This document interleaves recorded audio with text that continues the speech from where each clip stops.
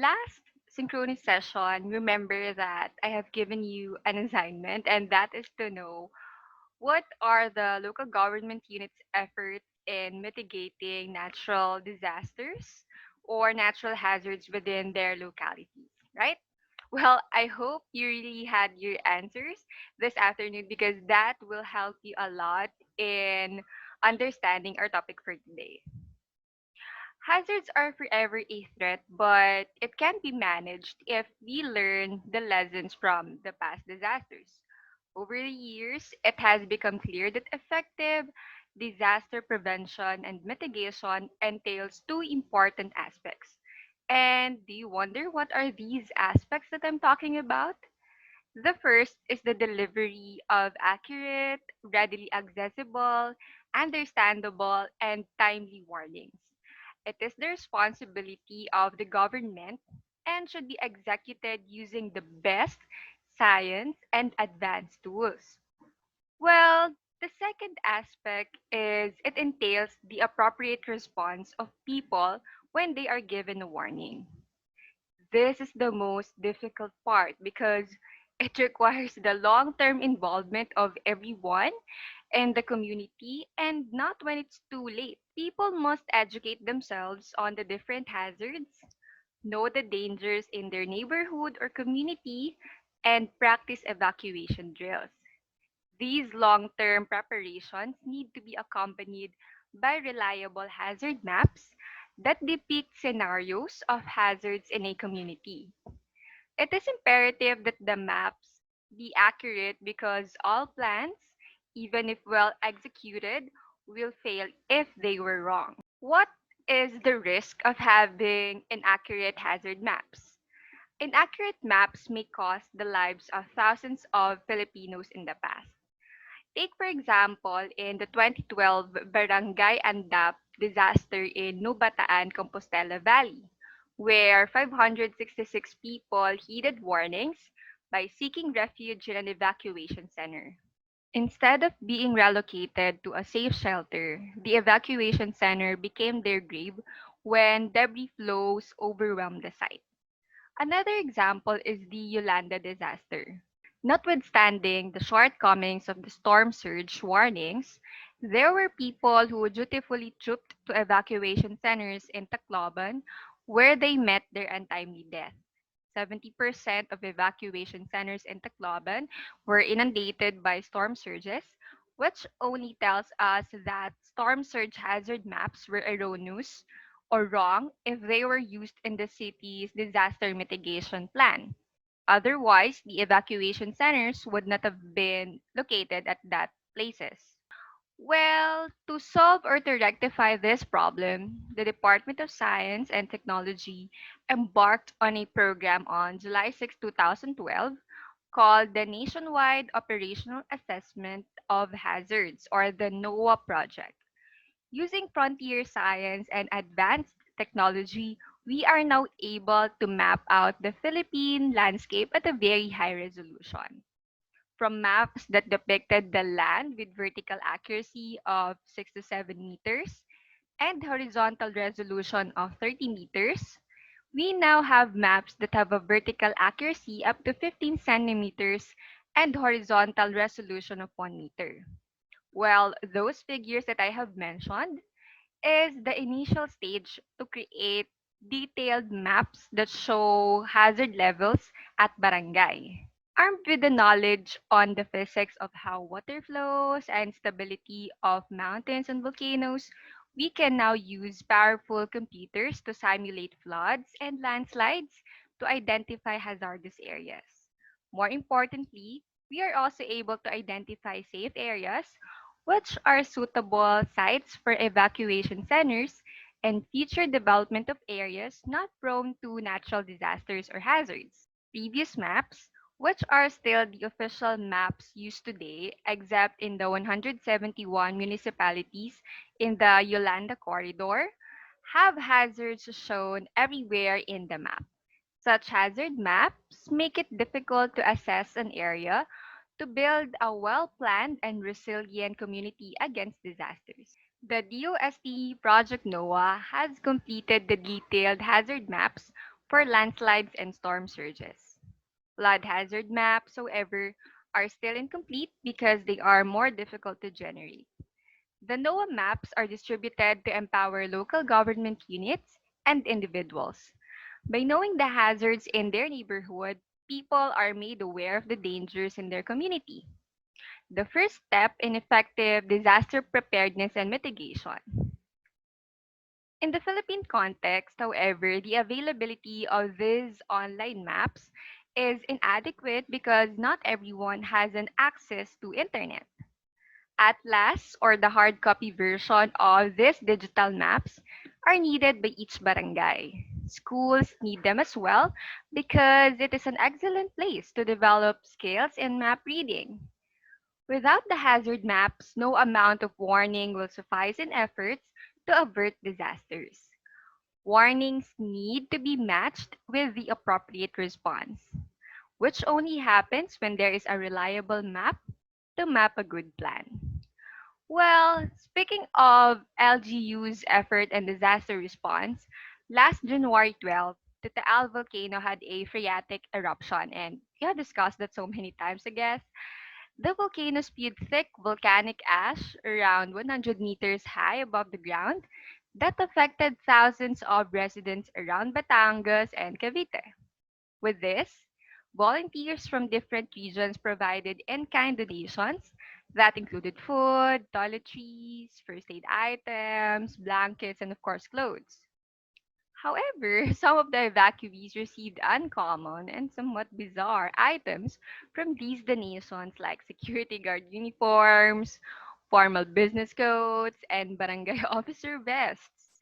In fact, Facebook users made a photo compilation of these donated clothes, which later became viral because of the hilarious reactions and comments from online users. But the Citizens Disaster Response Center manager reminded the donors, us, to treat the survivors of the Taal volcano's eruption with dignity by being mindful of the clothes they would give or that we will donate. But what do evacuees really need in times of natural disasters? Well, we are sure that they don't need fashionable yet inappropriate clothes anymore. Modern problems require modern solutions. To address this, both local and non-government units contributed to provide evacuees with mobile kitchen, mobile clinic, mobile shower and portalet, modular relief tents, charging stations, and comfort rooms. Non-government organizations play an essential role in disaster response as part of fulfilling their philanthropic responsibilities, as part of their larger accountability and corporate social responsibility. It may be overwhelming for us to donate mobile clinics, huge amount of money, and things alike. But for sure, we have our own ways to help. This afternoon, we are with Miss Joanna Reyes of Subic Metropolitan Authority to talk about living in the spirit of volunteerism. Students, I'll welcome you to our Chalk Talks.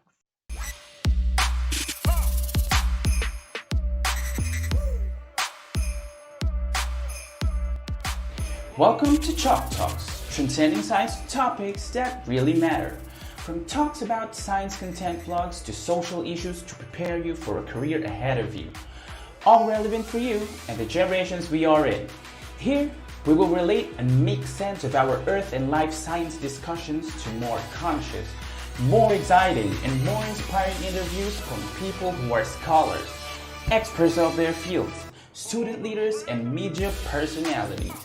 Chalk Talks, transcending science lessons to what really matters. Thank you, Miss Joanna Reyes, for joining us this afternoon. The first one is what programs initiated by your organization helped coastal communities cope up with lost livelihood as an effect of typhoon or tsunamis that we have experienced for the past few years? Before we start organizing, we have to first look at what impacts are we actually looking at. So first, impact on the economic status of the people who are affected. So we look at that. So to answer that, we usually urge our locators or the businesses inside Subic Bay to provide help to these communities. And that help is actually known as the corporate social responsibility. So we make sure that they do that. Second portion of it is that, like what I've said earlier, we have what we call as the risk reduction management team, wherein it's composed of members from our law enforcement inside Subic Bay and our fire department inside Subic Bay, including our us in Ecology Center. And of course, we have members coming from the PNP or coming from the fire, yeah, the fire departments outside Subic Bay. So from the different LGUs that are different municipalities that are around Subic Bay. And then what they do is they're the ones who actually go to these places to check out what do these coastal communities need aside from food, water, and so on and so forth. So they look at how many are affected, how many families are affected, what exactly are affected, which homes, what part of their homes do they need help with, and so on and so forth. And then third, so we look at the economic of the entire, not exactly economic, but we look at the need of the family. What do they need? Second, sorry, I'm just in second. I don't know how to count now. So second is, of course, as I was saying earlier, economics. So since we're talking about communities near coastal areas, of course, we expect them to be fishermen or fisher folk. So this fisher folk, we try our best to open up areas because we're a protected area and they're not allowed to fish in our sites. So we try our best to help them to help to help them have more fish on their sites. Okay, so a few of these projects are examples of these projects are we started in 2016. I think one of the projects that we had here was the Takbo para sa Taclobo, or Run for the Giant Clams. So if you have giant clams, you actually increase fishes in the ocean. And then since we're a protected area, since they're not allowed to fish in our site, we planted the giant clams inside our site so that the fish community can actually, the school of fish can actually grow. And hopefully, since it's an open ocean, after they grow, when they're big enough, we allow them to go out in the ocean. So that's one of the projects that we had. Another was to help them cope. We also started to plant or transplant corals near their sites. So we have a certain fishing community, the closest to us, help us transplant these corals near one of the locator sites, but then it's actually for the fisher folks because they're fishing here before, way back 2000. They were still using dynamite for fishing, so it has destroyed a lot of the coral reefs. So that made them very vulnerable to a lot of risks, especially typhoons. So when the time came, when we were able to when we planted those corals, that was way back 2017, and as of 2019, no, as of 2020 February, before the ECQ, the entire COVID situation happened, our fish count actually increased by around 25%, making more fishermen have more fish to take. Even if and then according to some of our interviews with them, even if it was like raining or there were typhoons, despite having low visibility of course, in the ocean, once the typhoon's over, the fishes are still there. So before they were fishing tiny groupers or lapu-lapu. Now they have the bigger fish like tuna and so on and so forth that they find in around the site. So that's second.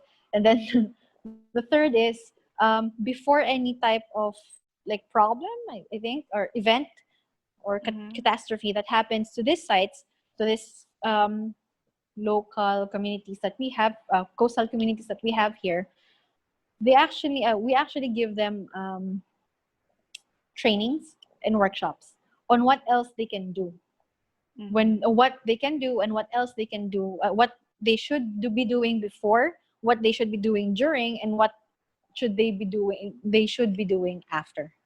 From what I can pick up from your answer, it's not merely addressing it right away, like putting some band-aid solutions, but Yes. really to make the community a sustainable community, right? Okay, the next one, Yes. ma'am, would be, has your organization partnered with students for the success of your projects? Just to add to the previous one so that I can probably answer your second question. The fourth one is that we actually have what we call as the coastal cleanups Mm-hmm. here in Subic Bay. And as like in 2018, we actually partnered with different communities, local communities, fishing communities, who actually helped us clean up not just the coastline, but also the water area. So we had divers, we have fisher folk, and then we have like schools, also students, and all the communities within Subic Bay helped us in the cleanup sessions that we had. And then to answer your second question, we actually do partner with students and whoever would like to. We are very open to suggestions. We're very open to proposals, and we're also very open if you want to clean up, if you want to plant mangroves, if you want to learn how to take care of mangroves, or I'm sorry, but we cannot allow you to transplant corals because that requires a lot of technical stuff. But we're very open to any proposal or suggestion that would help us improve our coastlines, improve the livelihood of our coastal communities inside there. With that being said, Ma'am Joanna, in this era of me first philosophy, sometimes or most of the times, right, we found ourselves selfish, right, and privileged. Yes. How important is it for your agency or for your organizations to have volunteers? Okay. I think this is where I get side, like in a different. Okay, I'll be coming from a different angle this time. Okay, I'll give you two answers. So first, for our agency, for our department specifically in Ecology Center, we're actually very open to volunteers. Like Mm-hmm. volunteers in terms of you want to come with me because I'm a field personnel. So I'm always, this is only during this pandemic that I am inside the office. Most of the time, one, I'm not in uniform. This is the first time I actually wore the uniform because I'm required to do so because I'm inside the office. Second, I'm always outside, out on the field. So every time we do our field works, we actually invite volunteers to come with us. Because just imagine the entire Subic Bay Metropolitan and the entire Subic Bay Freeport zone is, we have 10,000 hectares of land that we're moving on. But the entire thing, including our buffer zone, is actually 64,000 hectares. And then out of that 64,000 hectares, um, 6,000 hectares is the forest, okay? 63 hectares would be our mangroves, 2,000 hectares is the ocean. So I'm the only person doing the monitoring of that entire area. So that means I go out in field, I make sure, I count the trees, I identify the trees, I count the fishes, I identify the fishes. So I'm very open to whoever would like to learn how to do that and would like to come with me do my job because it's actually it's a lot. And if you're the only person analyzing everything, it's difficult. So yes, we're very open to volunteers. We're also very open to, you want to clean up, you want to come here with us and clean with us or plant with us, like what I've said earlier, we're very open to those. All we need is you can just message me, you can just give us a letter. A letter would be actually very nice, and we always approve that. Before I got here, I became a member of a non-government organization known as the Mission. So it's an acronym for Movement of Imaginals for Sustainable Societies through Initiatives, Organizations, and Networking. So it's a lot to take in, but it's known as the Mission, and we are focusing on sustainable development. So being a person of like even if you don't have the same privileges as me or as other people, actually you can do a lot of things by one, taking an initiative. So during ECQ, I started to, if you can open it, hopefully you would follow me on Instagram. That's Joey's Notes. I'm really plugging myself here. And then I have a page of my initiative. It's known as Binhi Sang Paglaom. So Binhi Sang Paglaom is it translates to seeds of hope. So Mhm. here in Olongapo City, I in rather in Zambales during May when the second month of ECQ started. After during the second month of ECQ, I volunteered in an organic farm.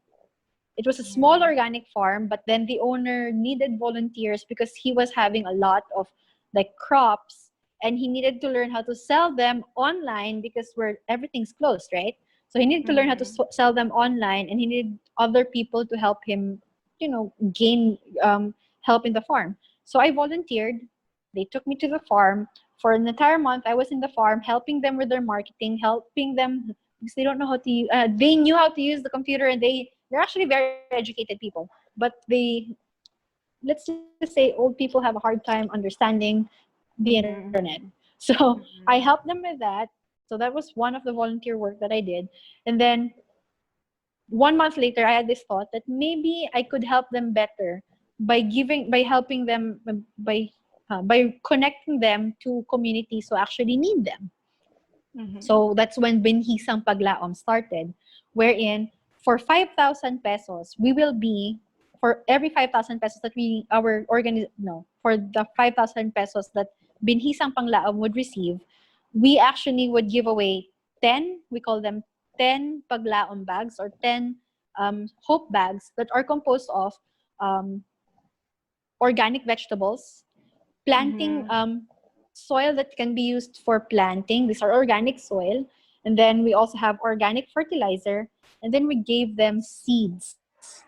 So for each bag is actually it costs 500 pesos. And we were able to provide 10 families, 10 indigent, not indigenous, okay? Indigent families, 10 indigent families of two barangays already. We're heading towards our Mhm. third, giving this, hopefully if we get enough sponsors. That's why I'm really plugging it. Mhm. So if you know people who would, and I'm actually very open to like allowing other people to do the same thing that I'm doing here, that we're doing here. Just connect with their farmers. They actually need our help. They need our help so much.